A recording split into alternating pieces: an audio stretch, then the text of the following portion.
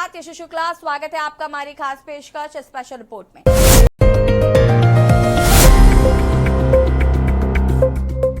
आज हम सबसे पहले बात करेंगे पेश हुए देश के आम बजट की, जिसमें हर वर्ग को खुश करने की कोशिश की गई। नौजवान, किसान, महिला सभी का ध्यान रखने के साथ ही आंध्र प्रदेश और बिहार पर सरकार की विशेष मेहरबानी दिखी। वहीं विपक्ष की नजर में इस बजट में कुछ खास नहीं है, जबकि पहली बार हुआ है जब आम बजट के दौरान उत्तराखंड का जिक्र हुआ। उत्तराखंड में बादल फटने और भूस्खलन से हुए नुकसान को लेकर सरकार मदद करेगी। तो चलिए चलते हैं खबरों की विस्तार।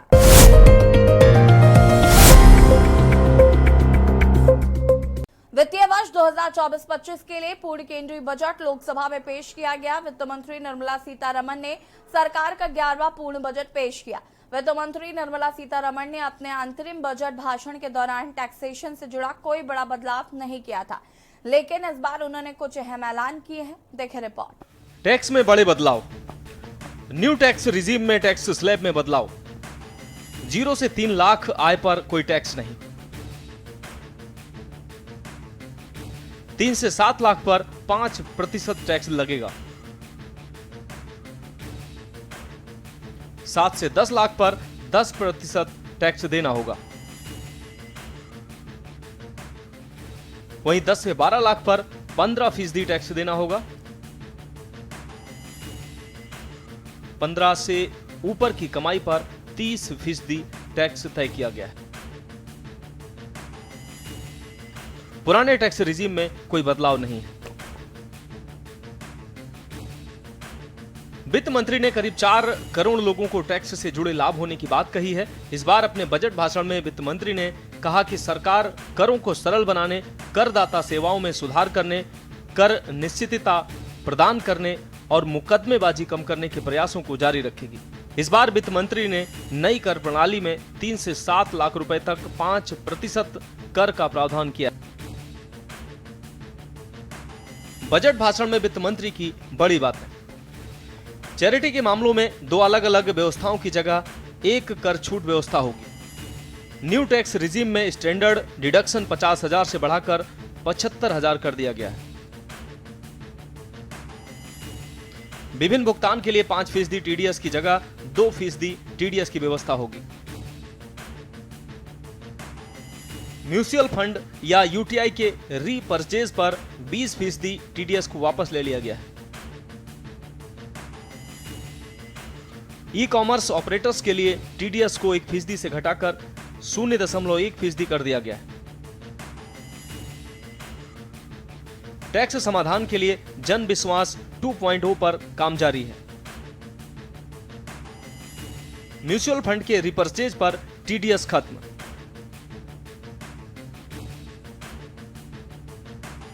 Short term capital gain tax की दर 20%। इनकम टैक्स की 6 महीने में समीक्षा करेंगे।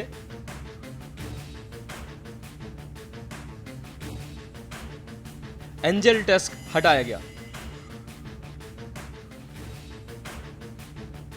वित्त मंत्री ने बजट भाषण में कहा कि 3 लाख रुपए तक की आमदनी पर करदाताओं को कोई टैक्स नहीं देना होगा।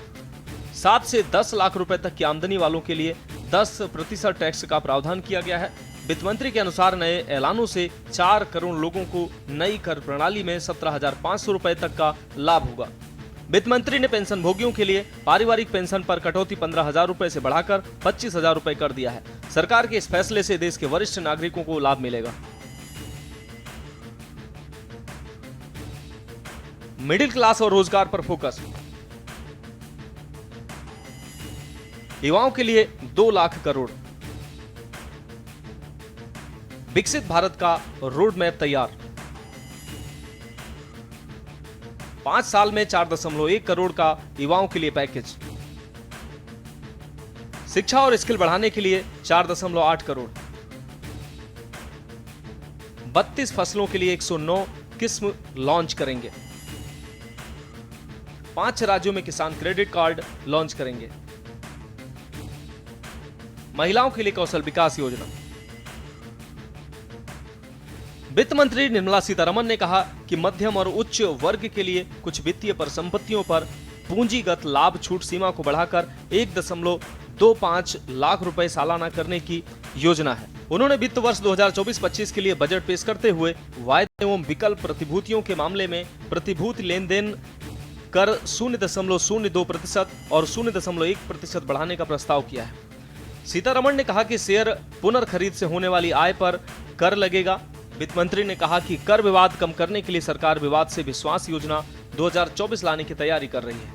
उन्होंने यह भी कहा कि प्रधानमंत्री आवास योजना शहरी 2.0 के लिए 10 लाख करोड़ का प्रस्ताव किया गया है। इसके तहत 1 करोड़ गरीब और मध्यम वर्ग के परिवारों की आवासीय जरूरतों को पूरा किया जाएगा।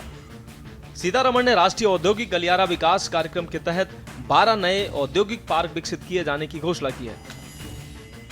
3% ब्याज पर छात्रों को लोन। 5 साल में 1 करोड़ युवाओं को 1 साल की इंटर्नशिप पर हर महीने 5,000 रुपए मिलेंगे। अमरावती के विकास के लिए 15,000 करोड़। सोलर सेट्स भी सस्ते होंगे। कैंसर की 3 दवाइयां टैक्स फ्री होंगी। लिथियम बैटरी सस्ती होगी। बिजली के तार, एक्सरे मशीन सस्ती होंगे। आपको बता दें कि वित्त मंत्री ने अपने बजट भाषण में कहा कि सरकार ने कर दरों में कटौती की है और इन्हें विवेकपूर्ण बनाया है।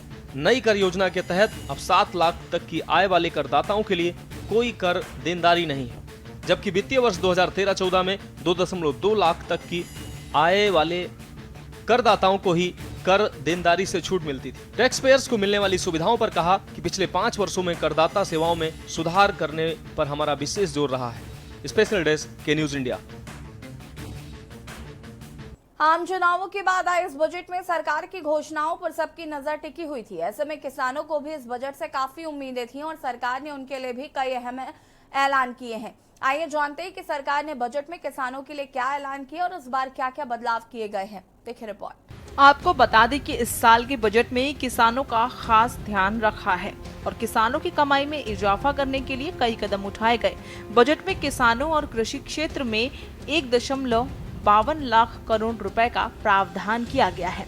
इस फंड से कृषि और इससे जुड़े क्षेत्रों के लिए योजनाएं बनाई जाएंगी। इस दौरान निर्मला सीतारमण के पिटारे से किसानों के लिए कई योजनाएं निकली हैं। बजट 2024 में केंद्रीय सरकार का फोकस कृषि के बुनियादी ढांचे को मजबूत करने, कृषि में तकनीक को बढ़ावा देने और प्राकृतिक खेती की ओर किसानों का रुझान बढ़ाने पर पड़ा है।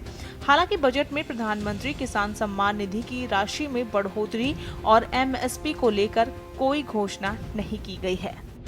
किसानों के लिए खुला सरकार का पिटारा। डिजिटल सार्वजनिक अवसंरचना। देश के 400 जिलों में DPI का उपयोग करते हुए खरीफ फसलों का डिजिटल सर्वेक्षण किया जाएगा।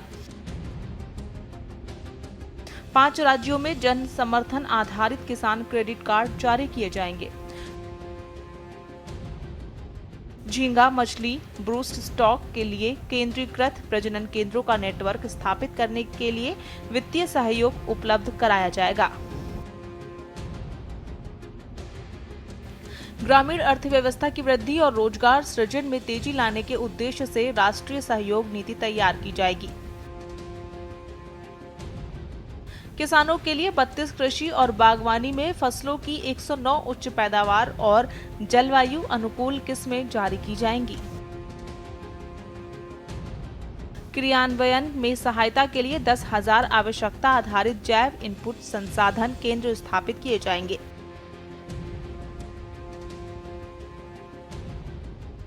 देश भर में 1 करोड़ किसानों को प्रमाणीकरण और ब्रांडिंग के माध्यम से प्राकृतिक खेती की शुरुआत की जाएगी। वित्त मंत्री ने पीएम गरीब कल्याण योजना को 5 साल के लिए बढ़ाए जाने का ऐलान किया है।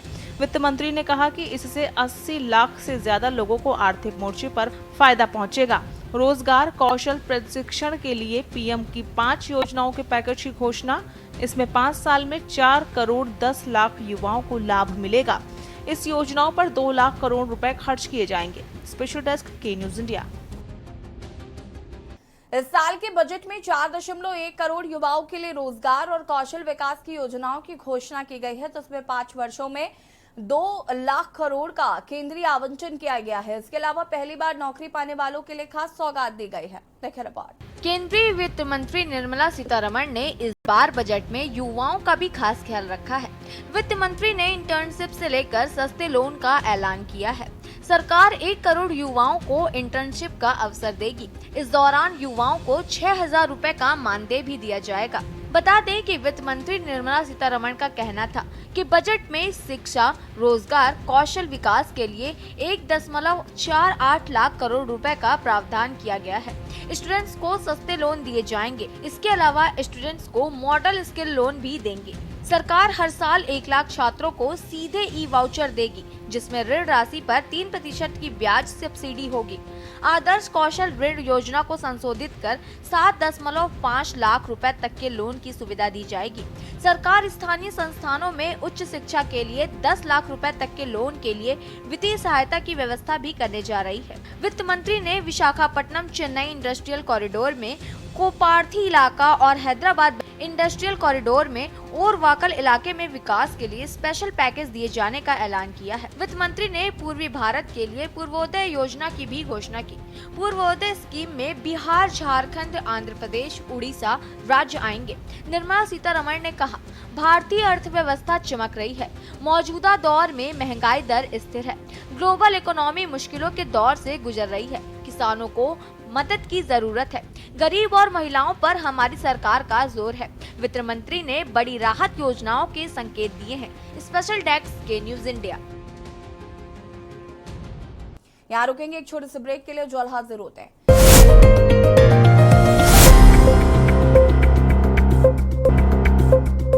ब्रेक के बाद एक बार फिर से आप सभी का स्वागत है। मॉनसून सत्र के दूसरे दिन फाइनेंस मिनिस्टर सीतारमण ने बजट पेश किया, तो इस पर पक्ष विपक्ष ने रिएक्शन दिए। बजट के बाद पीएम नरेंद्र मोदी ने कहा कि यह बजट समृद्धि की राह पर ले जाने वाला बजट है। पीएम ने कहा कि पिछले 10 साल में 25 करोड़ लोग गरीबी से बाहर आए हैं। ये बजट नए मध्यम वर्ग के लिए सशक्तिकरण के लिए है। देखिए रिपोर्ट। बजट में किए गए प्रावधानों पर प्रधानमंत्री मोदी ने खुशी जताई और कहा कि ये बजट देश को समृद्धि की ओर लेकर जाएगा और इस बजट में समाज के सभी वर्गों का ध्यान रखा गया है। प्रधानमंत्री ने कहा कि ये शक्ति देने वाला बजट है। ये किसानों, युवाओं को प्रगति की राह पर ले जाने वाला बजट है। पिछले 10 वर्षों में 25 करोड़ लोग गरीबी से बाहर निकले हैं। ये उनकी आर्थिक प्रगति में निरंतरता का बजट है। ये युवाओं को अनगिनत मौके देने वाला बजट है। इस बजट में मिडिल क्लास को नई ताकत मिलेगी।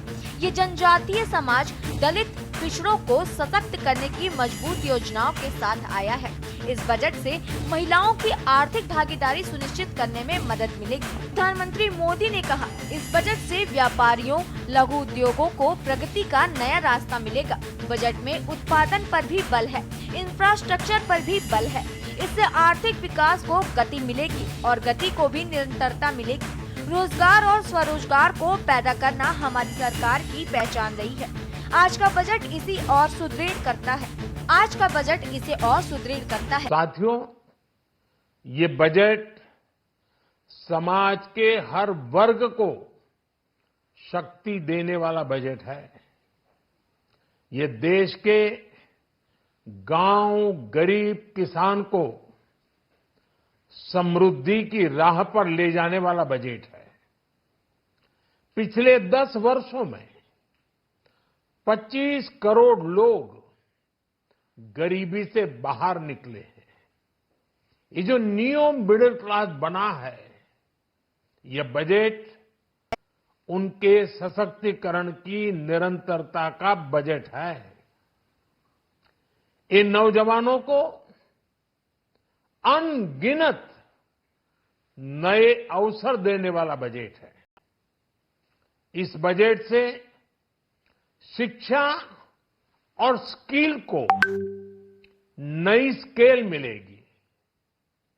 ये मिडिल क्लास को नई ताकत देने वाला बजट है। ये जनजातीय समाज, दलित, पिछड़ों को सशक्त करने की मजबूत योजनाओं के साथ आया है। इस बजट से महिलाओं की आर्थिक भागीदारी सुनिश्चित करने में मदद मिलेगी।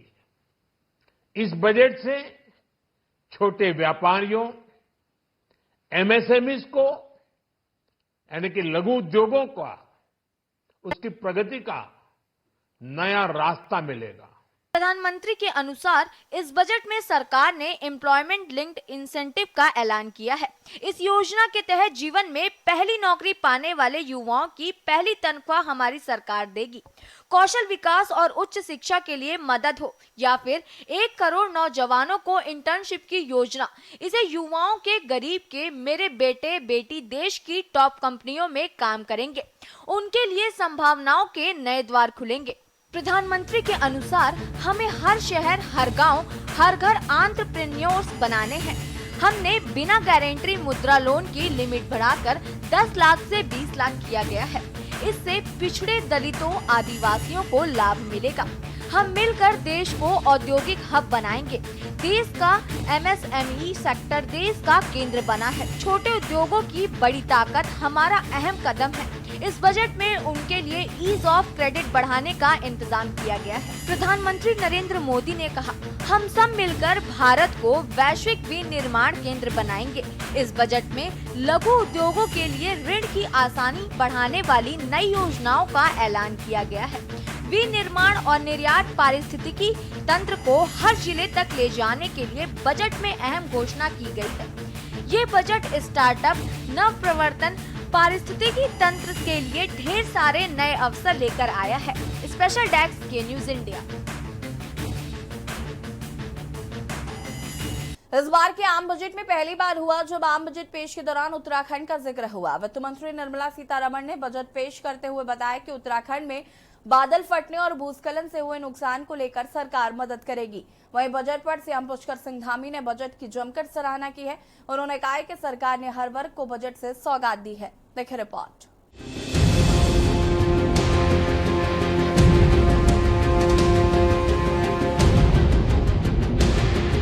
वित्त मंत्री निर्मला सीतारमण ने चालू वित्त वर्ष 2024 से 25 के लिए पूर्ण बजट पेश किया है। ये उनका लगातार 7वां बजट है। सीतारमण ने लोकसभा में बजट पेश करते हुए कहा कि भारत के लोगों ने नरेंद्र मोदी नीति सरकार में एक बार फिर विश्वास दिखाया और उसे तीसरे कार्यकाल के लिए फिर से चुना है। वहीं मुख्यमंत्री पुष्कर सिंह धामी ने बजट की जमकर सराहना की है। वहीं आम जनता का बजट पर क्या कुछ कहना है, पहले वो सुनाते हैं आपको बता दें कि इस बार के आम बजट में पहली बार हुआ जब आम बजट पेश करने के दौरान उत्तराखंड का जिक्र हुआ है। वित्त मंत्री निर्मला सीतारमण ने बजट पेश करते हुए बताया कि उत्तराखंड में बादल फटने और भूस्खलन से हुए नुकसान को लेकर सरकार मदद करेगी। भाजपा का कहना है कि सरकार ने हर वर्ग को बजट की सौगात दी है। वहीं विपक्ष ने मोदी सरकार के इस बजट को घोर निराशाजनक बताया है। कांग्रेस का कहना है कि बजट में सरकार ने आम जनता के लिए कोई राहत नहीं दी है। आदरणीय प्रधानमंत्री नरेंद्र भाई मोदी जी के मार्गदर्शन में केंद्रीय वित्त मंत्री श्रीमती निर्मला सीतारमण जी के द्वारा जो बजट प्रस्तुत किया गया है वो देश की प्रगति के लिए और भारतीय जनता पार्टी का जो संकल्प है, विकसित भारत का संकल्प, उस संकल्प को पूरा करने का ये बजट प्रस्तुत किया गया है। ये बजट बहुत ही शानदार, सर्वग्राही, सर्वस्पर्शी बजट प्रस्तुत किया गया है। इस बजट में देश के प्रत्येक वर्ग का ध्यान रखते हुए बजट प्रस्तुत किया गया है और हर वर्ग का उत्थान हो, हर वर्ग का सर्वांगीण विकास हो, उसके लिए बजट प्रस्तुत किया गया है। केंद्र की सरकार ने जो आज बजट प्रस्तुत किया है वो बजट घोर निराशाजनक वाला बजट है। बेरोजगारी को दूर करने के लिए इस बजट में कोई उपाय सरकार ने नहीं दिए हैं। गरीब और मजदूर वर्ग महंगाई से त्रस्त है। महंगाई कैसे कम होगी, कोई कदम जो है केंद्र सरकार द्वारा इस बजट में उठाई नहीं गई है। किसानों की आय दुगना करने का वादा न जाने कब से ये सरकार कर रही है, लेकिन किसानों की आय दुगना नहीं हो पाई है। देखो, आज देश बहुत ही दुश्मनों से घिर चुका है। आज हमारी देश की हालत ये है कि हमने पूरे चारों तरफ दुश्मन पाल लिए हैं। आज चीन हमारी खिड़की में बैठा हुआ है। पाकिस्तान का पीठ पे चीन का हाथ है। हमारा श्रीलंका हो गया, चाहे हमारा बांग्लादेश हो गया, चाहे हमारा मालदीव हो गया, जितने भी छोटे मोटे देश, नेपाल हो गया, इन तमाम देशों से जो हमारे संबंध हैं वो बहुत मीठे नहीं है। और आज हालत ये है कि जो हिंदुत्व का नारा देने वाली सरकार है, उसका जो सबसे महत्वपूर्ण, आज श्रावण के महीने में हम भोले बाबा को पूजते हैं और हमें अपने भोले बाबा के मानसरोवर में जाना आज कठिन हो चुका है, क्योंकि चीन की जो पाबंदियां वहां लग चुकी हैं वो पहली बार इस सरकार के अधीन ही लगी है। तो हम ये चाहते थे कि सरकार को सबसे ज्यादा ध्यान फौज के, डिफेंस के बजट में देना चाहिए था। कुल मिलाकर मोदी सरकार ने आम बजट के जरिए हर वर्ग को साधने की कोशिश की है। हालांकि विपक्ष इस बजट को बेहद ही निराशाजनक बता रहा है, जबकि सत्ता पक्ष इसको ऐतिहासिक बता रहा है। देखना होगा कि आगे बजट का क्या कुछ लाभ आम जनता को मिलता है। उत्तराखंड डेस्क रिपोर्ट, के न्यूज इंडिया।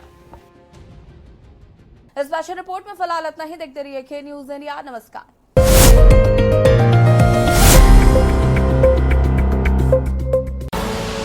आप देख रहे हैं के न्यूज, खबरों का सारथी।